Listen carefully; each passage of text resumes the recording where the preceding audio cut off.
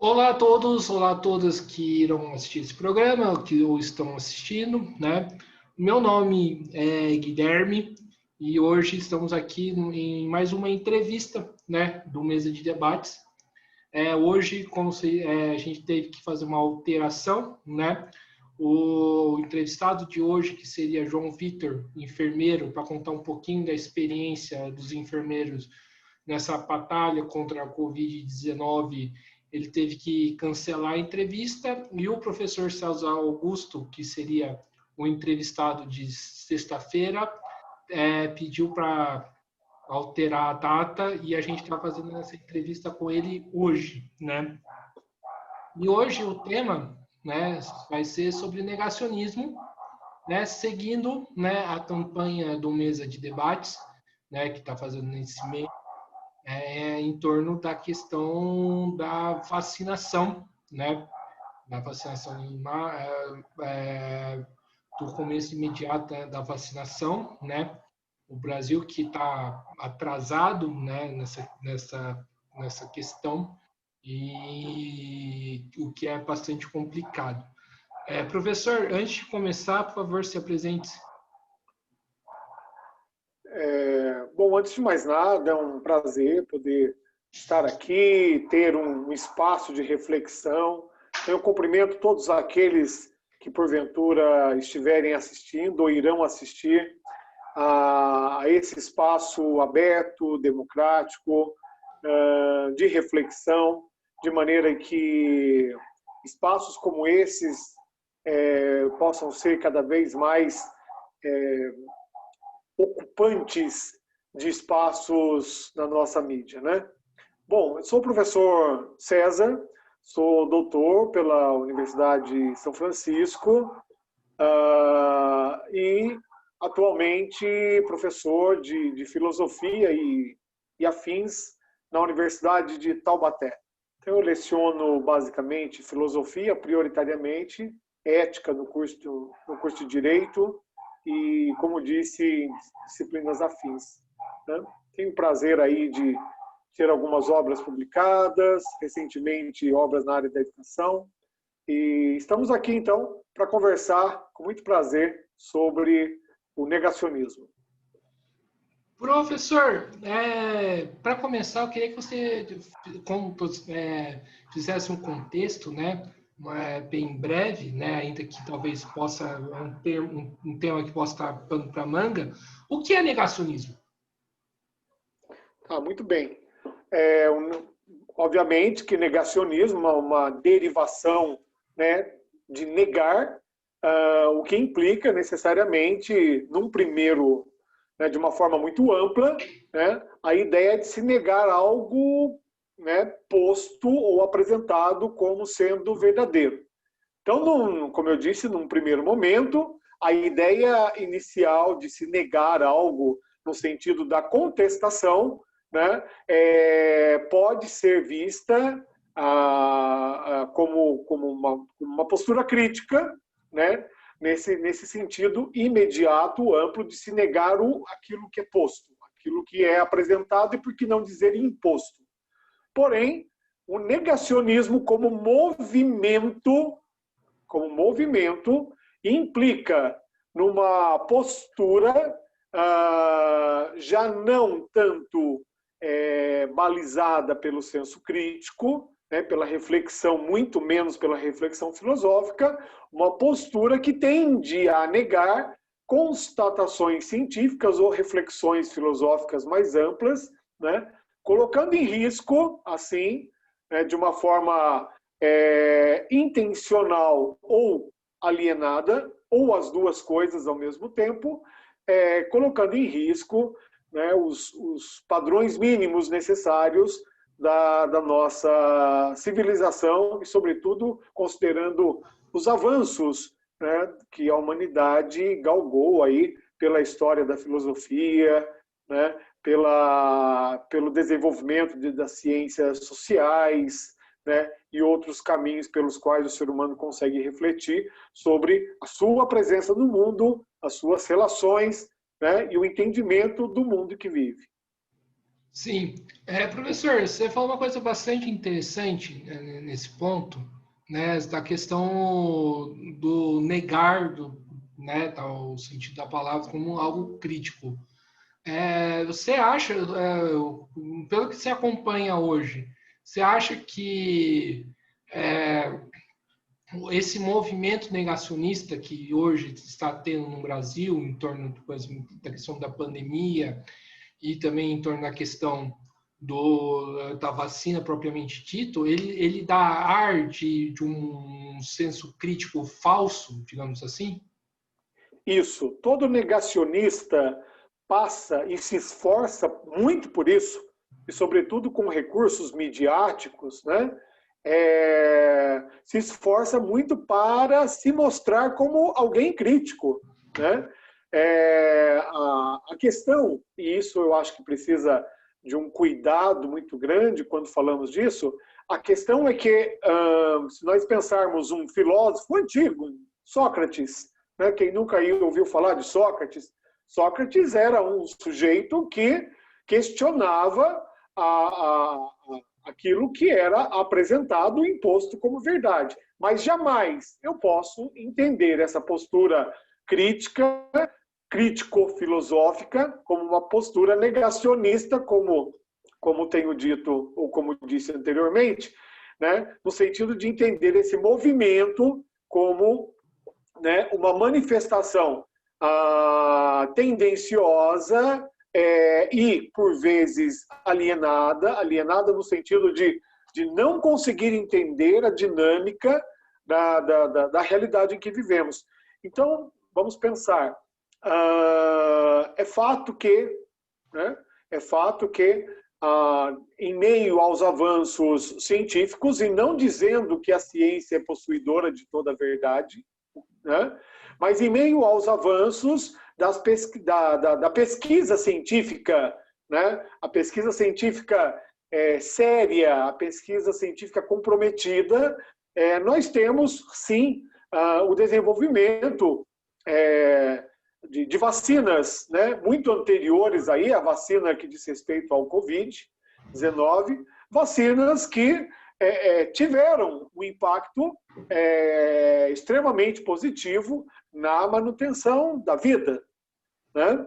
E em outros momentos, no início do século XX, quem nunca ouviu falar da revolta da vacina, quando as pessoas, então, naquele momento, né, ainda extremamente desconfiadas, né, no que diz respeito a efetividade, a positividade, ao resultado benéfico daquela vacina, se revoltaram, não quero tomar vacina. Então, é uma postura negacionista, naquele momento, no início do século XX, mas talvez por falta de uma campanha, talvez por falta de um processo de conscientização, por ser ainda um elemento bastante novo naquela sociedade brasileira.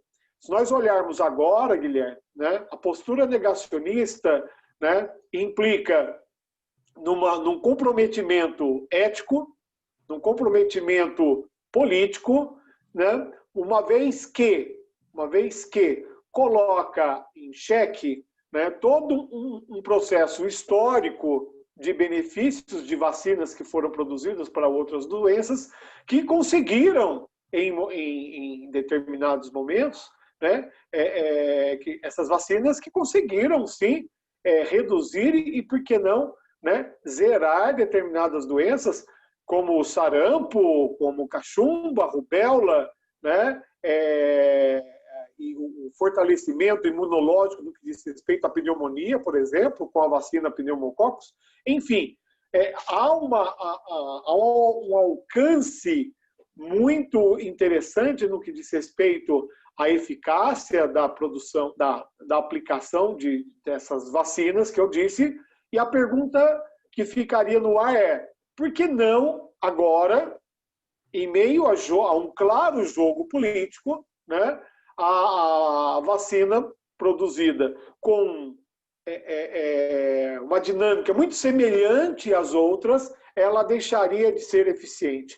A postura negacionista, de novo, para poder apenas reforçar, né? Ela se apresenta com ares críticos, porém é uma postura tendenciosa, uma postura que fere fortemente, né, a ética, e tem um viés político que precisa ser cada vez mais discutido e esclarecido. Sim. Agora, prosseguindo a entrevista, hoje o negacionismo, né, da ciência, né, se a gente pode classificar desse jeito, ele atrapalha o desenvolvimento da própria ciência. A gente está retrocedendo em questões que são elementares, como, por exemplo, a própria questão da vacina. Uma pergunta muito interessante essa, porque nós podemos associar, e isso tem acontecido em meio a algumas publicações que já existem em torno do negacionismo, nós podemos associar o objeto o qual é negado. Então, a gente pode falar de um negacionismo científico, negacionismo histórico, né? Infelizmente, há aqueles que chegam a negar a existência de um holocausto, por exemplo, mesmo com todas as evidências históricas, né? E uma análise sociológica muito cuidadosa de um modelo de sociedade que se desenvolveu, né? E de uma moral que balizou as relações nos anos 40, por exemplo, lá na Alemanha. Mas há um negacionismo histórico que diz, não existiu, não temos evidências suficientes. Bom, enfim, eu não sei quais evidências nós precisamos ainda mais, né? Bem rapidamente, sem desviar da sua pergunta, vale lembrar aqui um grande filósofo da teoria crítica, que é o Adorno, Theodor Adorno, que afirma que quando nós falamos que morreram milhões, já está implícito na nossa, no termo milhões, né? Já está implícito uma proposta de reflexão que enxerga uma certa crise de civilização. Em que sentido? No sentido que eu tenho que falar, olha, Guilherme, morreram milhões, para o Guilherme falar, nossa, então realmente foi complicado, né? Porque se eu falar, morreu uma pessoa, né, talvez eu não convença o Guilherme que isso seja realmente prejudicial, né? O negacionismo científico, agora mais precisamente, se dá no momento em que toda uma crise de civilização se instala, né, colocando em risco a manutenção da vida no planeta.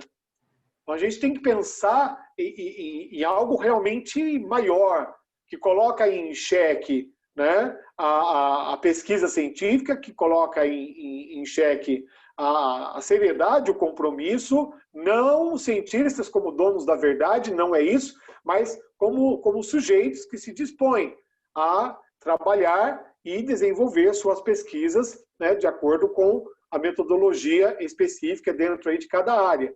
Então, por exemplo, nós não há como negar, e seria algo bastante esquisito se eu fizesse, não há como negar que, de repente, os pássaros não voam mais. Eu falo, não, mas eu estou vendo pássaros voando. Então, eu preciso comprovar que os pássaros voam. E se eu filmar, o sujeito negacionista é capaz de dizer, foi uma montagem, né?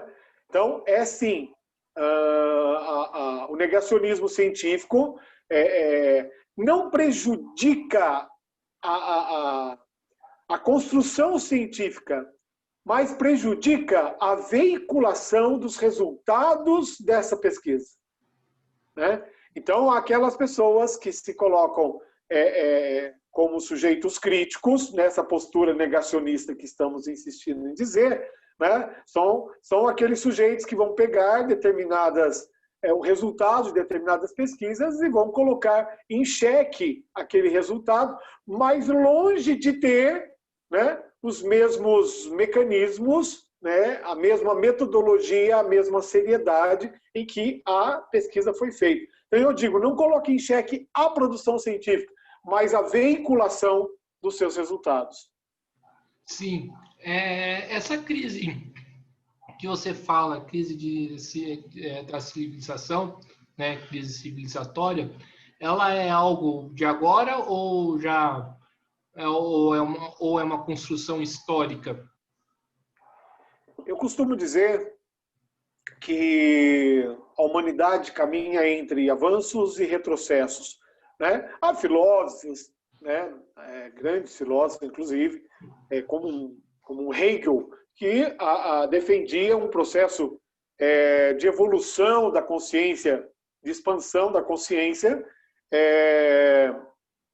de uma forma realmente evolutiva, né? E tal.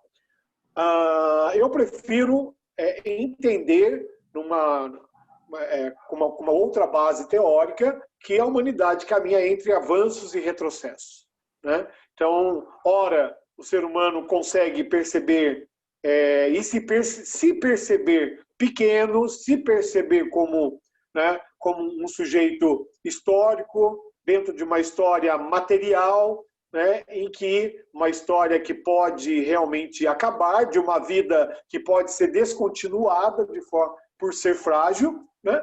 E ora, esse ser humano se vê fortalecido em meio normalmente em meio a uma fé que lhe dá respostas que ele não alcançou racionalmente, ele se vê fortalecido e por conta disso tende a uma tendência de retroceder no tocante às reflexões, né, filosófico-científicas. Tá? Então, é bem interessante porque um negacionista, de maneira geral, hoje, né, se construiu, né, se viu emancipado justamente por vivermos, né, um momento de crescimento de uma consciência religiosa ampla, que tenta dar a esse ser humano, rico ou pobre, né, respostas que ele não consegue encontrar de forma filosófica ou racional.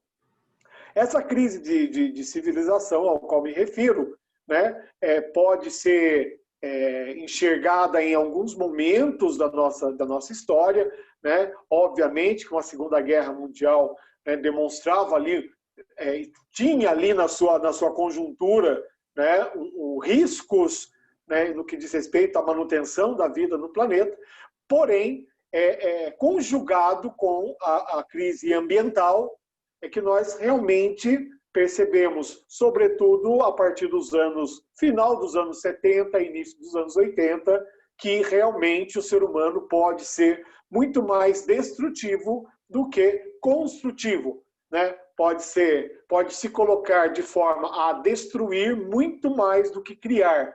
E é isso que caracteriza a crise de civilização, onde o ser humano não tem conseguido encontrar soluções para as suas relações simples na sociedade, numa rotina, né, de trabalho, numa rotina criativa, numa rotina de discussão política, por exemplo, né, ou de situações existenciais ainda mais amplas. Sim. E esse pensamento, né, negacionista, você acha que é uma das coisas que tem que ser combatido caso queremos ter um combate sério à questão do coronavírus? Sem dúvida alguma, né? Aí um convite a quem estiver nos assistindo nesse momento, né, que se coloque como um sujeito crítico, né, dono da sua história, construtor da sua história, né, e possuidor de voz, né, possuidor de uma palavra que pode ser transformadora. Isso é um convite que eu faço a todos vocês, né, considerando que o compromisso ético, né, de todos os educadores, no sentido amplo, não necessariamente professores, né, porque, infelizmente, nós vemos uma classe fragmentada, inclusive com professores que se renderam à postura negacionista, o que é extremamente lamentável.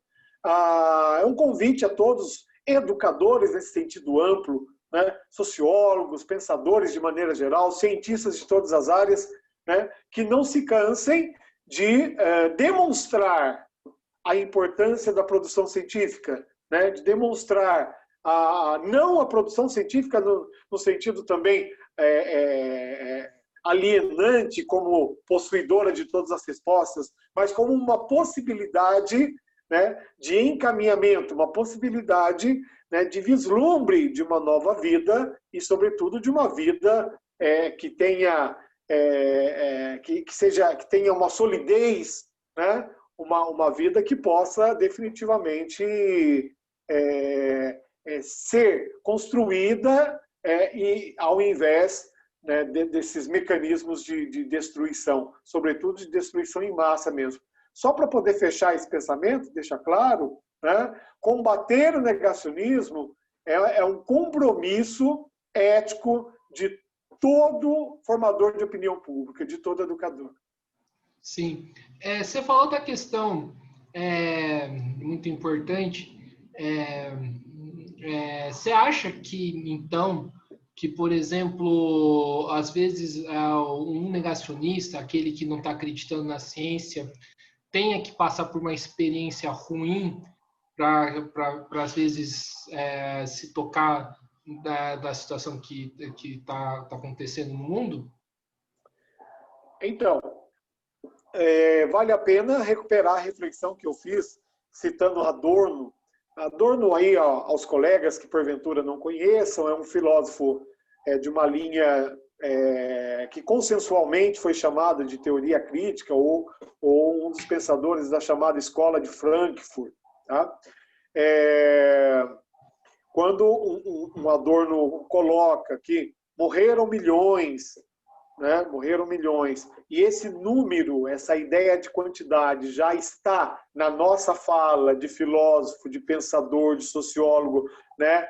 A percepção de que há uma ausência de sensibilidade em relação à vida / morte, olhando dessa forma, né, eu tenho uma vontade de dizer que experiências negativas, né, experiências que nos causem sofrimento, podem talvez despertar o sujeito para o senso crítico, né, para o pensamento filosófico. Me dá vontade de pensar assim. Porém, eu tenho que dizer o seguinte: a postura negacionista acaba destruindo a própria possibilidade de se ressignificar a vida diante do sofrimento, pois dá um sentido ao sofrimento de maneira a justificá-lo. Então, eu quero dizer que há algumas pessoas, é claro, que vão conseguir enxergar nessa experiência que, a meu ver, extremamente geradora de sofrimento, que é a pandemia que vivemos, mas não somente ela, né? E conseguem se despertar numa predisposição à reflexão. Há outros, no entanto, que vão passar de uma maneira completamente alienada, justificando o seu sofrimento, né, por uma força maior, algo superior e tal, de tal maneira que eu mereço sofrer, eu preciso sofrer e tal, né, e não consegue desenvolver o senso crítico. Isso tanto no sentido da sua própria existência, do sujeito, do indivíduo aqui, né, aquelas pessoas que justificam o seu próprio sofrimento e não conseguem dar um novo significado e uma nova direção à sua vida, e como também no sentido mais amplo, em se tratando da sociedade como um todo, né, desde do bairro, da cidade, ou ainda da nação, ou no aspecto mais macro, planetário, não vão conseguir, por conta do sofrimento, desenvolver a consciência crítica. E na sua opinião, o que falta, né, para essa pessoa desenvolver essa consciência crítica, então? Vamos lá. Toda produção cultural se dá dentro das condições materiais de um tempo que nós vivemos. né? Então, há alguns significados, né, produtos realmente do momento em que vivemos. Então, nada acontece de forma solta, de forma isolada, né, das condições materiais em que vivemos. Então, a escola, né, se modificou, mas a rua se modificou, o carro se modificou, os prédios se modificaram. Obviamente que nessa relação com a materialidade da sociedade que vivo, né, o pensamento, a reflexão também, obviamente, iria se modificar. Eu tenho aqui 2 pontos para a gente pensar, né? Aqui na cidade de Taubaté, de onde falo, eu andando na rua esses dias e eu cheguei ainda a pensar, uma sociedade lotada de igrejas e farmácias é uma sociedade doente. Então, nós andamos no centro da cidade de Taubaté, a cidade aqui do Vale do Paraíba, paulista, né? Nós vemos, né, chegamos ao ponto de ter, num cruzamento, né, 4 farmácias, uma ao lado da outra, uma em cada esquina, né? Considerando que na outra esquina mais uma e tal, uma sociedade lotada de farmácias e igrejas é uma sociedade doente. Então, em meio a essa materialidade, né, se coloca em xeque a necessidade de ser crítico, uma vez que eu posso comprar o remédio, como quem vai ao shopping, e ainda passo numa igreja que promete milagres. Repare, então, e com todo cuidado, com todo carinho que eu me dirijo a vocês, e não estou combatendo de forma alguma a fé, porque a fé é algo muito enriquecedora à subjetividade. Né? Eu falo da igreja enquanto uma instituição social, né, que se coloca, né, como um porta-voz desse negacionismo que estamos vivendo. Algumas igrejas, alguns de seus líderes, nem todos. Né? O que fazer para desenvolver o senso crítico? Né? Nós temos que levar as pessoas, o que é um trabalho extremamente difícil, e eu falei de 2 pontos, né? Levar as pessoas a se questionarem primeiramente, né, sobre os seus próprios projetos de vida. Projetos de vida, numa perspectiva existencialista. Quando você escolhe, e você escolhe por quê? Por que o Guilherme escolhe fazer um programa de entrevista? Existe um projeto de vida do Guilherme que faz com que ele agregue, ele some a sua condição de estudante, a sua condição de profissional, a sua condição de educador, some a criação e o engajamento de um programa de entrevista. Né? Então, eu sempre penso que o caminho hoje mais viável é o questionamento sobre os nossos projetos de vida, as nossas escolhas. Né? Por que escolhemos isso e não aquilo? Sobretudo, levando as pessoas a perceberem que entre o sim e o não existe um infinito de oportunidades, que nós não precisamos estar nos extremos, nós temos muito mais coisas a fazer do que simplesmente negar ou aceitar. Sim. E essa posição negacionista é algo que pode deixar o indivíduo confortável?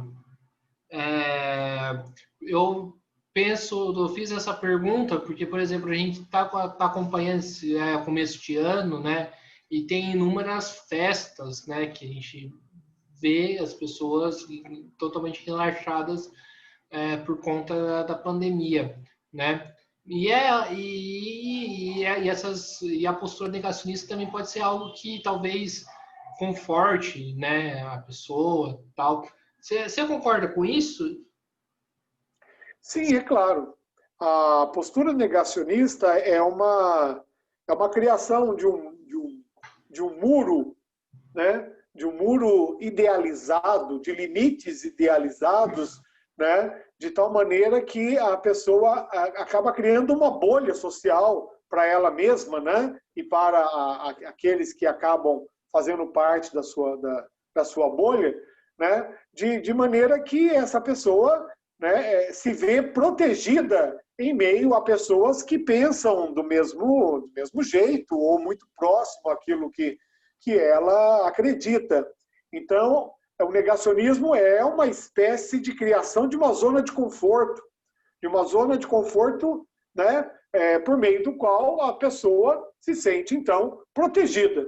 É muito mais fácil, né, todos aí que, porventura, vierem assistir no nosso bate-papo aqui, é muito mais fácil, né, dizer que não há risco, que não há problemas, né? É muito mais fácil dizer isso e se comportar dessa maneira, sem, na verdade, né, e como eu disse o tempo todo, né, é uma lesão, né, na esfera da ética, porque se não aconteceu comigo, né, talvez não aconteça, talvez seja uma invenção, talvez seja algo que eu não compreenda, mas de tal maneira eu posso me sentir confortável, né, e sobretudo, por não me perceber arriscando ou ter arriscado alguma coisa, né? Então, a ideia da zona de conforto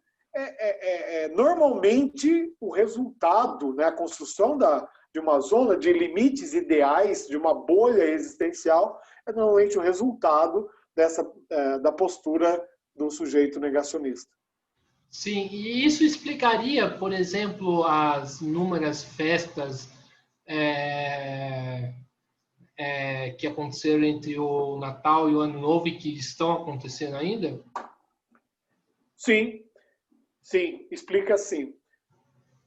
Estou insistindo aqui, em vários momentos eu já usei essa expressão sobre a falta mesmo da sensibilidade ética. O que é essa sensibilidade ética? Né? É a percepção do impacto das minhas ações na vida do outro. Né? E na minha vida também, é claro, mas, sobretudo, na vida do outro, porque nós não conseguimos, de maneira geral, nós não conseguimos perceber o impacto das nossas ações, a extensão das nossas ações. Né? É fruto de uma consciência absurdamente alienada acreditar que a sua vida é só sua, nesse sentido. Né? Eu vou agir em cima daquilo que eu acredito e pronto. Né? Não, as nossas ações, entendam ações de uma maneira bem ampla, as nossas palavras, né? Nossas intenções, a nossa postura tem um impacto, né, na sociedade, um impacto na vida das pessoas muito maior do que a gente consegue compreender, do que a gente consegue imaginar. Então, fazer uma festa, por exemplo, né, já revela uma postura antiética que já existia muito antes da pandemia. Né? As pessoas já não se importavam em ser antiéticas. A questão é que, quer dizer, e já faziam, né? Já tinham uma postura antiética desde as pequenas às grandes coisas, desde do famoso troco errado que eu levo para minha casa porque eu sou esperto e não vejo isso como algo que possa prejudicar lá o caixa do mercadinho, que vai ter que pagar do bolso dele, né? Até, então, os grandes desvios de dinheiro, fruto de uma postura corrupta, sobretudo de diversos políticos aí que acabamos por conhecer dentro de certos limites, inclusive. Importante registrar, eu acho, muito, muito interessante registrar, que esses sujeitos já eram antiéticos, já tinham uma postura antiética e encontraram, nesse momento que nós estamos vivendo, em meio à sua carência, isso mesmo, a sua carência nas relações, a sua falta de realização pessoal, profissional, em todas as outras instâncias, encontraram, né, hoje, por exemplo, nas festas, uma forma de transgredir, né, o cuidado necessário com a sua vida e com a vida do outro. Isso pode-se dizer também que é parte do individualismo, né, que impera na nossa sociedade? o individualismo já é um sinal fortíssimo da crise de civilização. Quando eu deixo de perceber que eu sou parte de algo maior, né, de um corpo social, quando eu não consigo mais enxergar que as minhas decisões, as minhas ações têm um impacto e uma extensão na vida do outro, né, eu já demonstro sérios sinais dessa crise de civilização. Porque o que é exatamente a crise de civilização? É a crise das relações humanas.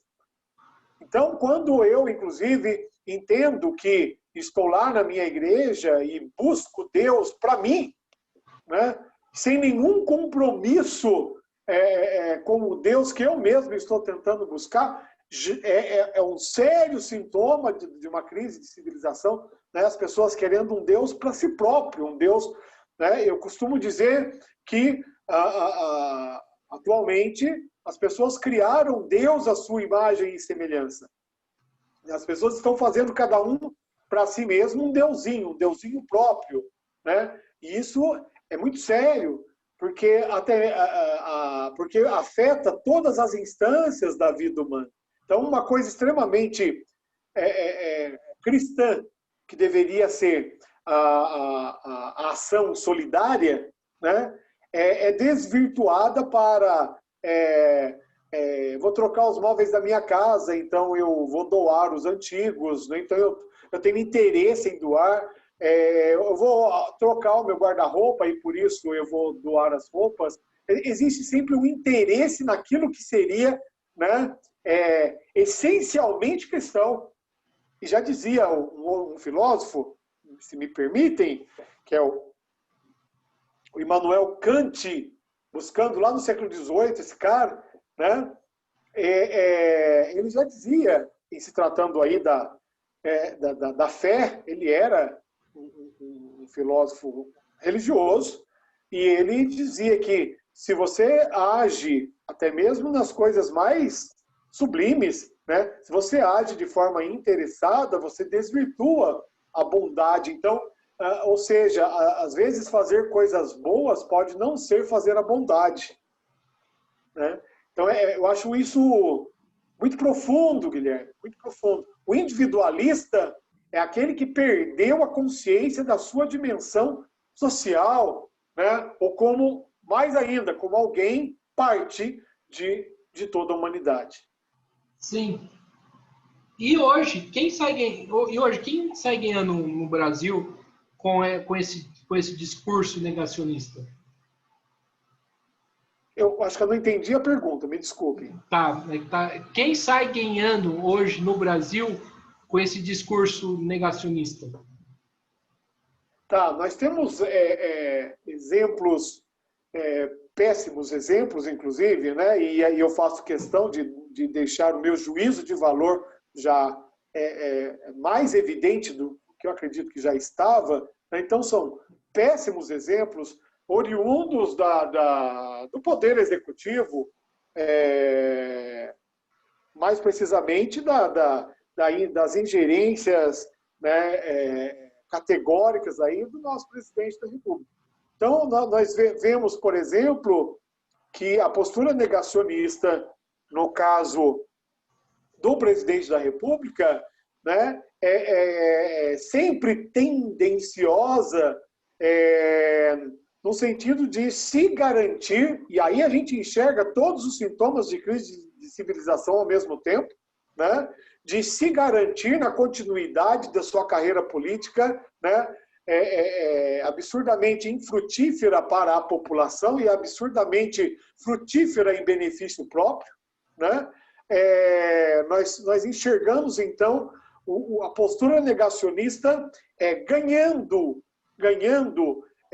politicamente, no sentido mais pequeno do termo, né? No sentido realmente mais mesquinho, ganhando politicamente nesse espaço de relações de poder que se estabelece dentro, né, da sociedade contemporânea. De forma mais simples, o que nós temos? Nós temos o tempo todo, né, alguém que, ao seguir a postura negacionista do presidente, né, não esteja, inclusive, ganhando como ele ganha pela tendenciosidade que nem sempre fica claro para todos. De maneira ainda mais simples, a humanidade tende a perder muito. E não é nem muito mais do que... Não, perder muito com a postura negacionista.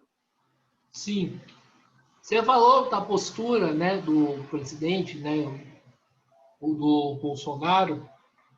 Você acha que essa postura do Bolsonaro hoje influencia setores de massas a seguir o que ele faz? Olha, do mesmo jeito que nós dizíamos quando você perguntou em relação às festas, e eu dizia essas pessoas já eram antiéticas, né, em outras esferas, em outros segmentos e tal, a vitória do Bolsonaro é a vitória da crise de civilização. Não, ele não ganha sozinho, né? É um movimento internacionalizado, né, maior realmente, transcende, né, os marcos, os limites da nossa nação, né? Implica realmente num cansaço, né, da humanidade no que diz respeito às lutas históricas,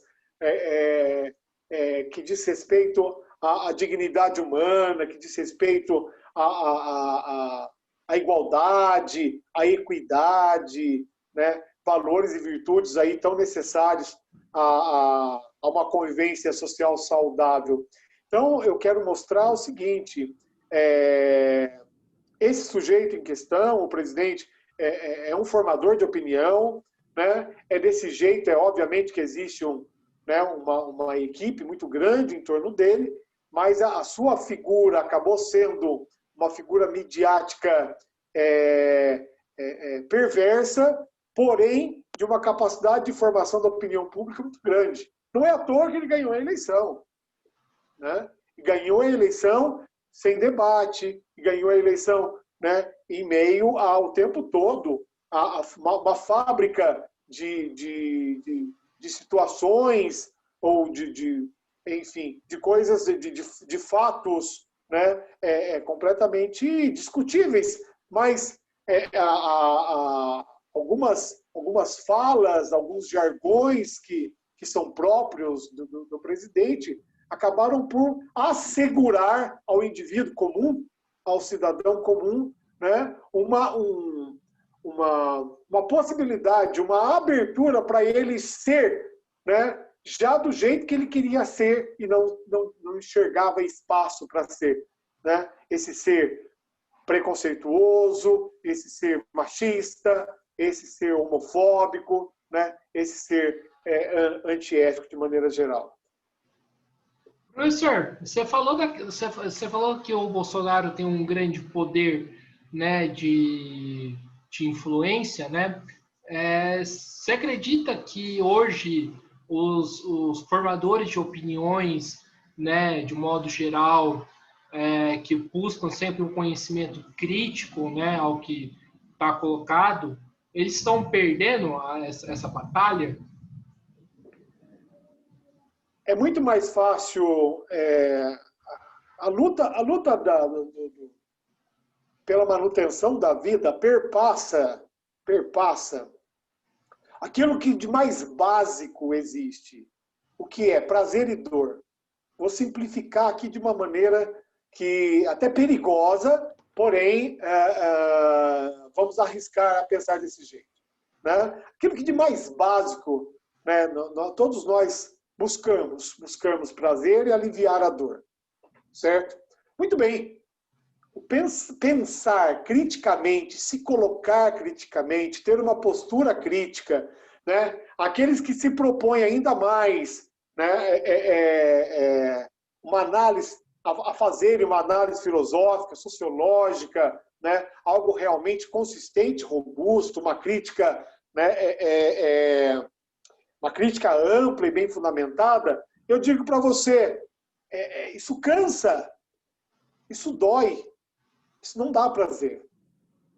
Então, é muito mais fácil e muito mais prazeroso, né, eu criar a minha zona de conforto, fundamentado em algumas questões, algumas afirmações que eu nem preciso investigar se são verdadeiras, né? Eu vivo uma cultura dos heróis, né? E o herói no sentido, inclusive, negativo, né? Um anti-herói, né? Desde que ele consiga falar aquilo que eu não consigo, ele consiga ter uma extensão da sua voz, né? Que eu não consigo. Então, eu enxergo nesse formador de opinião aí, né? Alguém que, idealizado, inclusive, a partir das minhas próprias carências. Analisando de uma outra forma, a exigência e o rigor científico e filosófico, ou filosófico e científico, como queira, exige uma dedicação que a consciência alienada negacionista não exige. Então, a pessoa acaba realmente... Isso eu estou falando na escala de milhões. Escala de milhões. Né? As pessoas... Né, não é que se cansaram de pensar. Isso é um exagero. Né? Mas as pessoas abraçaram aquilo que é mais fácil. Né? Se apoiando em meio... metaforicamente agora, em meio às igrejas e às farmácias, né, buscando aí cura fácil para suas dores de cabeça. Sim. A pandemia escancarou que o conhecimento científico no Brasil é desvalorizado? Se nós olharmos com calma, pelo crivo realmente crítico, se acompanharmos a produção séria de várias universidades aí pelo Brasil, nós vamos enxergar exatamente o contrário. Nós vamos enxergar uma preocupação dos nossos cientistas, dos nossos pesquisadores, em produzir um conhecimento capaz de, ou de forma aplicada, capaz de por exemplo, evidenciar as possibilidades da produção de uma vacina, que seja, né? Ou ainda para que coloque, que direcione, que sejam conhecimentos, que sejam diretrizes para a tomada de decisões da produção de políticas públicas e tal, né? Então, assim, do ponto de vista da produção e da disposição do cientista em produzir, nós temos hoje um locus privilegiado para que essa produção científica seja fecunda, e a produção filosófica, inclusive, né? Em meio à crise em que o filósofo, né, necessariamente se vê instigado a pensar e buscar mecanismos para que o alcance do seu pensamento seja cada vez maior. Porém, por um outro lado, né, numa sociedade, e vou dizer, de propósito, numa sociedade de farmácias e igrejas abundantes, né, há uma tendência, a meu ver, das pessoas se afastarem e realmente não darem a devida atenção, e quero evitar aqui o termo credibilidade, não darem a devida atenção à produção científica que, por sua vez, insisto, mesmo sendo massacrada do ponto de vista político, mesmo sendo desvalorizada pelo próprio Estado brasileiro, né, se mostra insistente em meio ao trabalho e ao compromisso dos cientistas. E isso, por exemplo, gera... por exemplo, essa sociedade de igrejas e farmácias pode gerar, por exemplo, uma aversão da própria sociedade ao pensamento científico. Não falo só do pensamento científico que gera em torno da pandemia, né? Acho que o sentido amplo tá tudo interligado, mas, por exemplo, no pensamento científico geral, seja da filosofia, da própria sociologia, da história, da política e tudo mais? Sim, claro. Repare que justamente na falta do compromisso com a verdade, as nossas políticas sociais ou propostas políticas que, por sua vez, nem se consolidam como políticas públicas, né? Infelizmente, como propostas, antes de serem projetos, nós assistimos, né? E eu assisto apavorado, né? Um circo de horrores, quando as propostas são apresentadas e retiradas, e reformuladas, né? E a gente vê uma falta realmente de direção, uma falta de, né, de uma bandeira de luta, uma falta de um compromisso ético, né, com o povo brasileiro.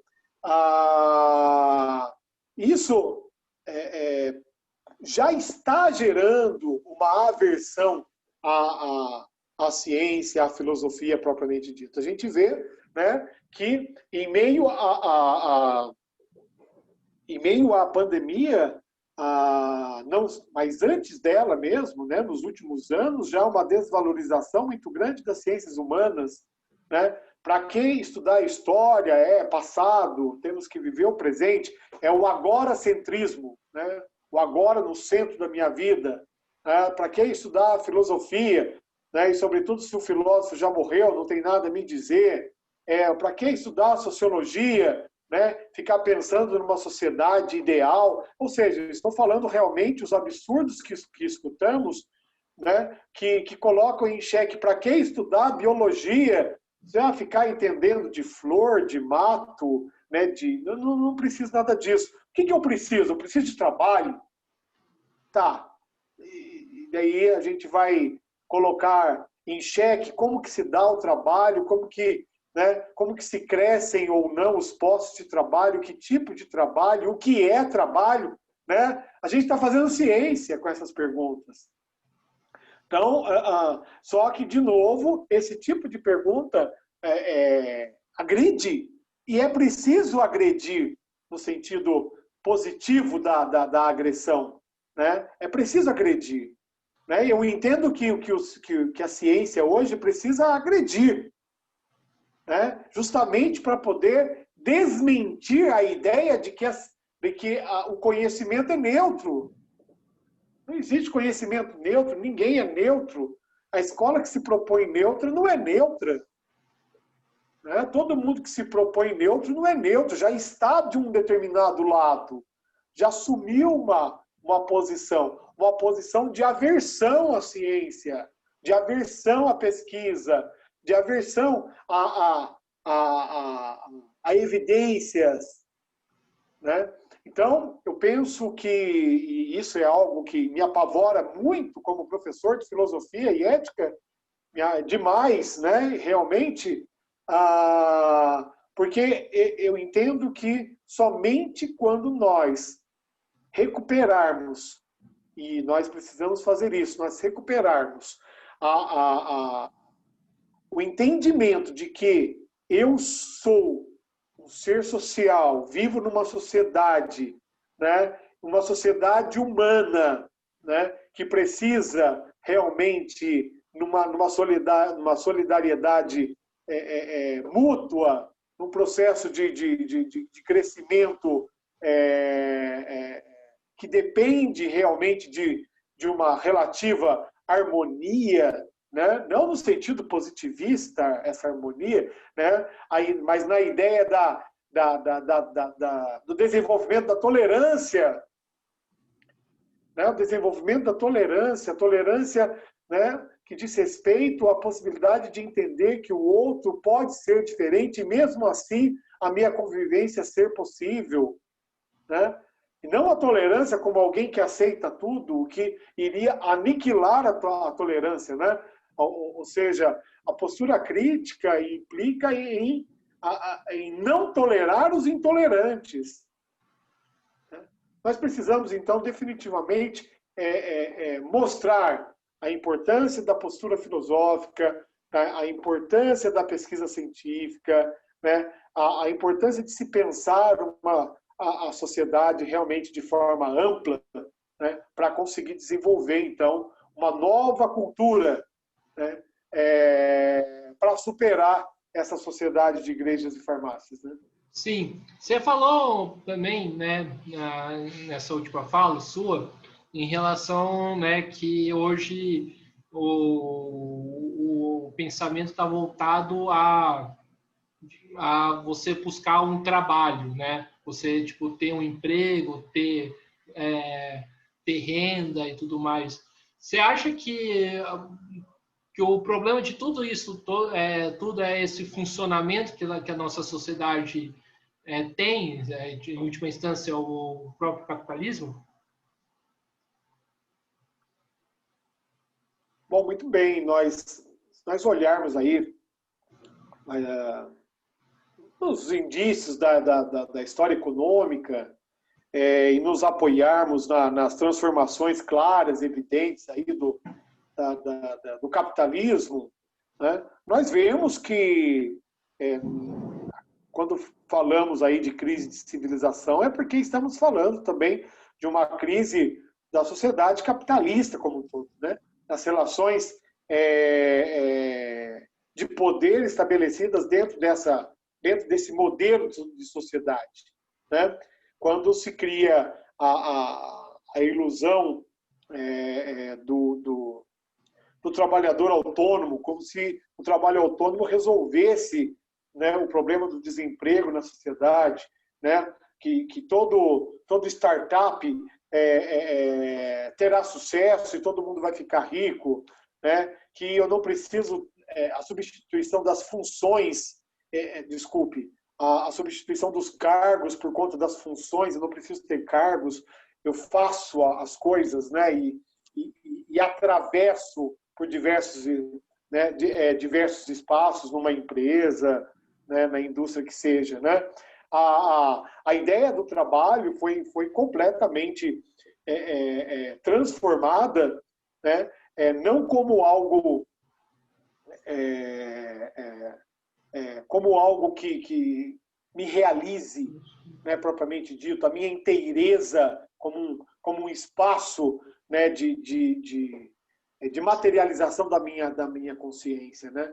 A ideia de trabalho acabou saindo, né? Acabou saindo daquela ideia de exploração clara e evidente do patrão para o empregado, para chegar num ponto de que, né, a exploração se dá na própria existência do trabalho. Eu mesmo, na ilusão de que sendo autônomo eu não estarei me auto-explorando, né? Por não ter alguém imediatamente acima de mim. Então, eu pego o meu carrinho de pipoca e eu me torno pipoqueiro, né? Mas eu não tenho patrão, então eu não me vejo explorado em meio à dinâmica que, por si só, já é exploradora. Então, existe uma transformação clara, a meu ver, clara, muito evidente da sociedade, do capitalismo propriamente dito. Nós tivemos uma grande transformação com o advento do neoliberalismo, ali no final dos anos 70, início dos anos 80, ali, né, com a postura da Margaret Thatcher, com o Ronald Reagan e tal, e toda essa expansão mesmo de uma consciência neoliberal, mas um cansaço claro e evidente de que a iniciativa privada resolveria todos os problemas da humanidade.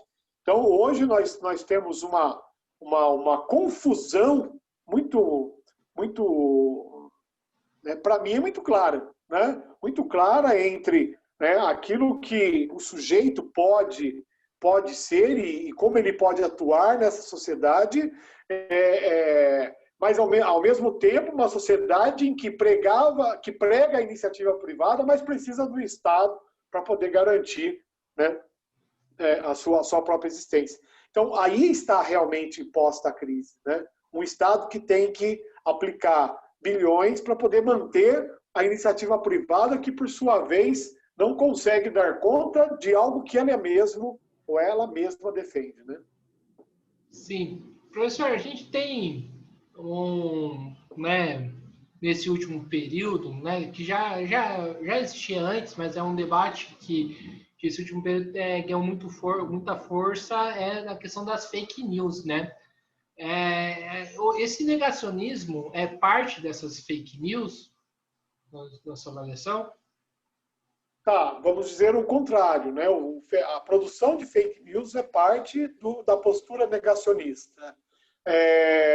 Por isso que eu coloquei desde o início que a postura negacionista se dá, né, se materializa de forma tendenciosa, sobretudo no campo político e no sentido restrito, no sentido mesquinho do termo político, da disputa política propriamente dita, né?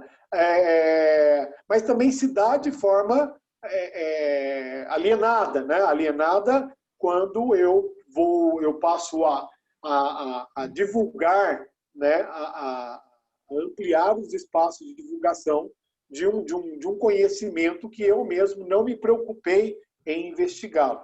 Então, quando nós falamos de fake news, nós temos que pensar em quem produz, a tendenciosidade de quem produz, né? E a consciência alienada que o reproduz, né? Não haveria fake news se não houvesse a produção e não haveria fake news se não houvesse a sua difusão, a sua reprodução. E nós temos, né, realmente dois sujeitos aqui, um sujeito que produz de forma intencional, né, tendenciosa, e um sujeito que o reproduz, né, às vezes também tendenciosa, mas às vezes de forma alienada. Sim. E que não deixa de ser negacionista. Não, sim.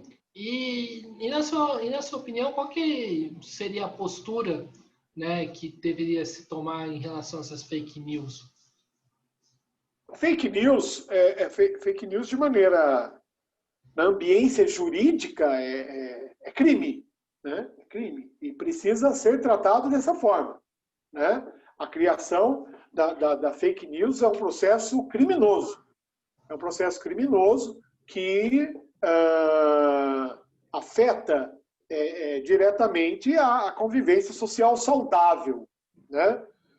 Bom, mas para além da ambiência jurídica e do tratamento, do entendimento do crime, né, no que diz respeito à produção, muito mais do que a própria divulgação pelo alienado, né, dessa fake news, além desse tratamento jurídico, nós precisamos contextualizar essa fake news e perceber realmente que o momento em que vivemos, e sobretudo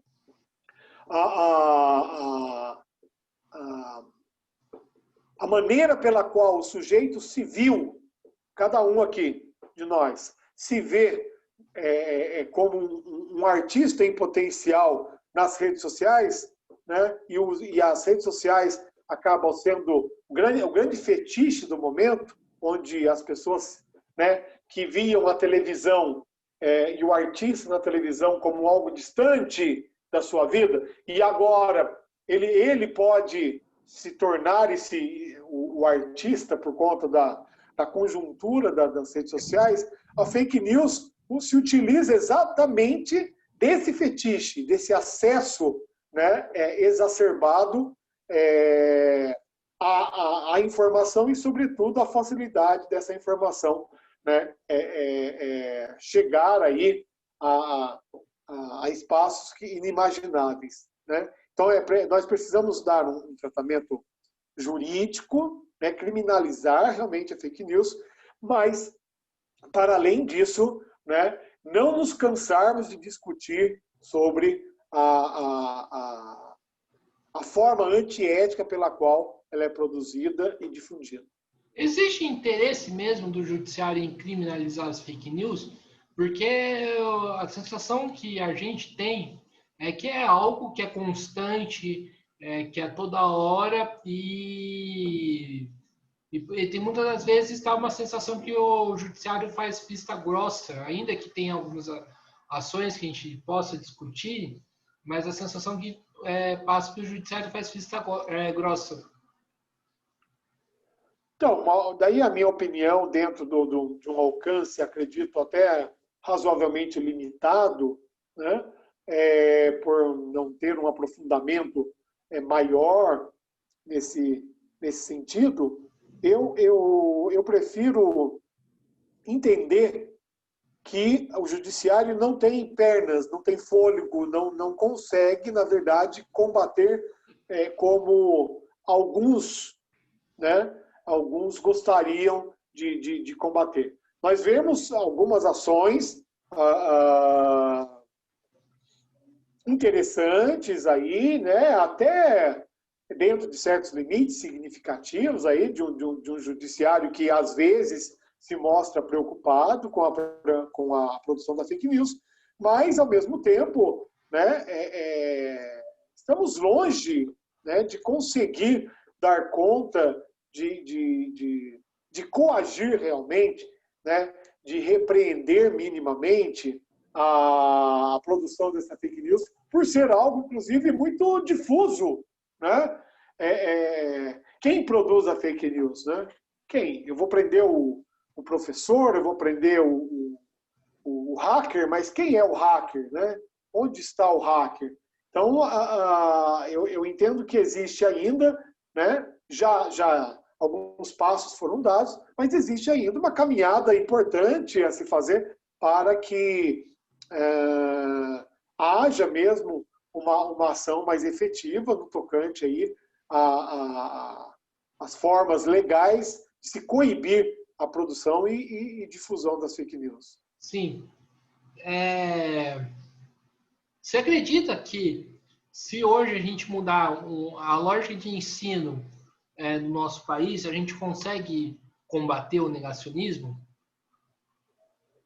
Educação para mim, eu sou professor há 25 anos, sou professor absurdamente apaixonado pelo que faço e acredito piamente na dimensão, uma perspectiva freiriana, de Paulo Freire, uma perspectiva transformadora da educação, né? Acredito sim, mas vale lembrar o seguinte, ainda na perspectiva de Paulo Freire, né? Não adianta fazer uma educação para o oprimido. E aí uma reflexão do livro Pedagogia do Oprimido. Quando o opressor faz uma educação para o opressor faz para se manter opressor.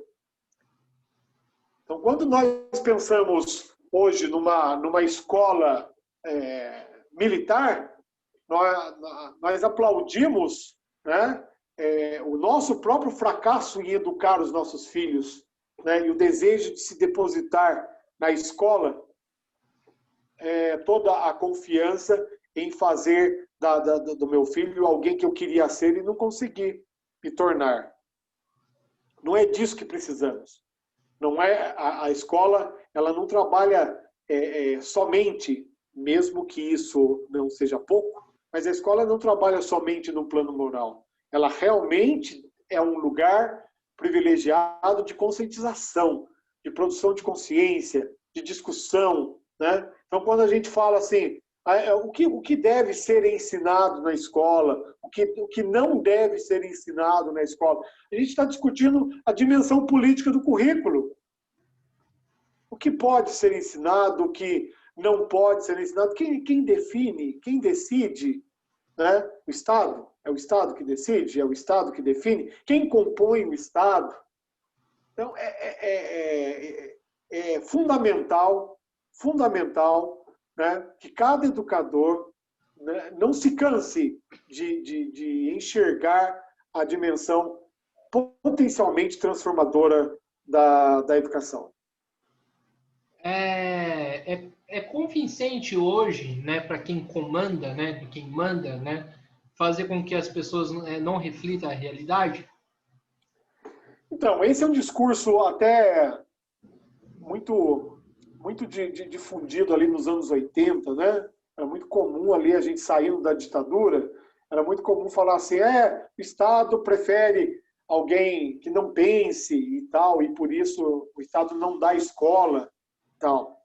Com o decorrer do tempo, a gente percebeu o seguinte, o Estado, ele quer dar escola, ele quer que as pessoas estejam na escola, porque uma coisa é o cidadão educado, né? Entendendo a educação como esse espaço de transformação. Outra coisa é o sujeito apenas escolarizado, né? Gerenciado por um currículo politicamente concebido.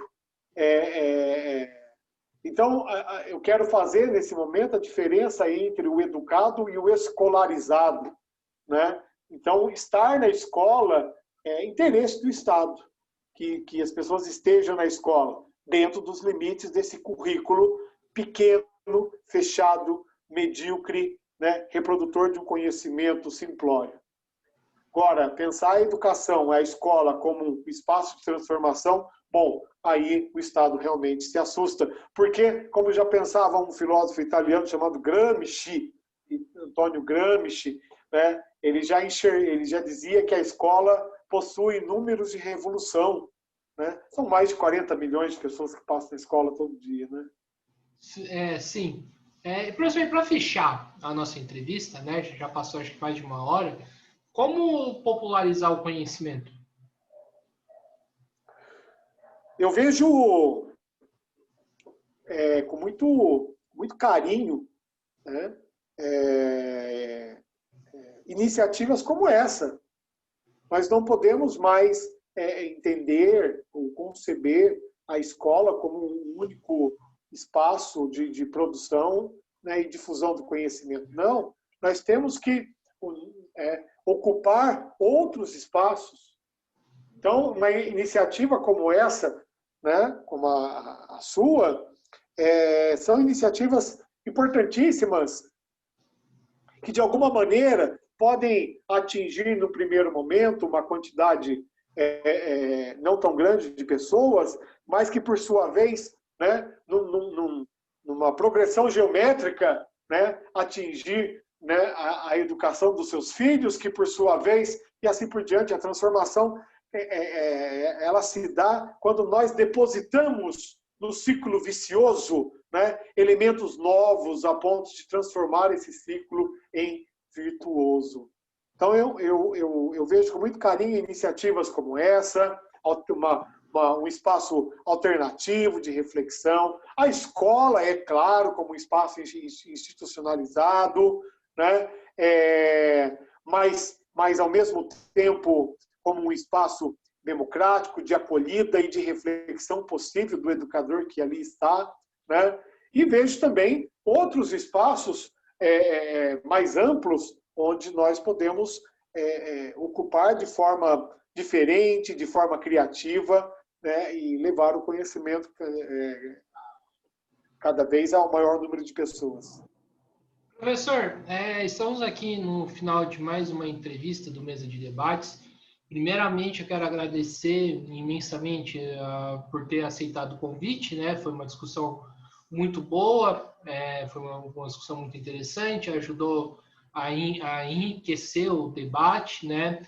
E ajudou também, tipo, minimamente, né, como você falou, a tentar dar uma resposta a essa crise sanitária, mas também, né, a uma resposta a essa crise política, né, crise econômica que o mundo e principalmente o Brasil está vivendo, né? Foi muito interessante mesmo e passo para você as considerações finais. Eu quero aqui agradecer a toda a organização do Mesa de Debate, pelo espaço, pelo respeito, né? Guilherme, que foi meu aluno, com muito carinho e sempre muito crítico, muito preocupado com essa tal transformação social que zelo tanto, que acredito tanto. Tá? Quero que chegue aí a cada um de vocês que venha assistir a esse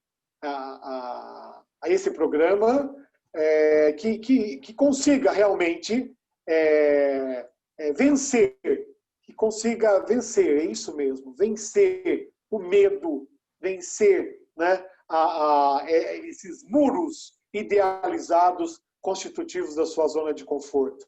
Né? A vida é, sem dúvida, um espaço infinito, né, de oportunidades.